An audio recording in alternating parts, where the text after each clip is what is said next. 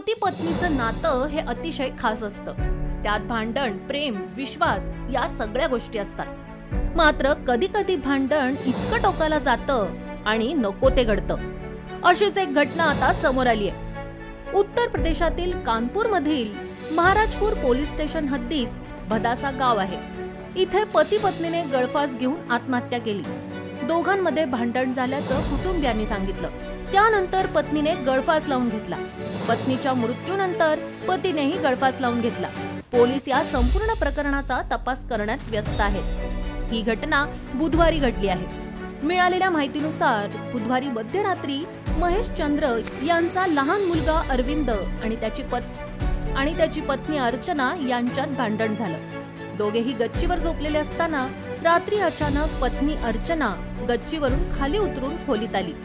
खोलीत आल्यावर अर्चनाने तिच्या साडीने फास बनवला आणि नंतर पंख्याच्या हँडलला अडकवून गळफास घेतला. काही वेळाने अरविंदने खाली येऊन खोलीचा दरवाजा उघडला असता पत्नीने गळफास घेऊन मृत्यूला कवटाळल्याचं दिसलं.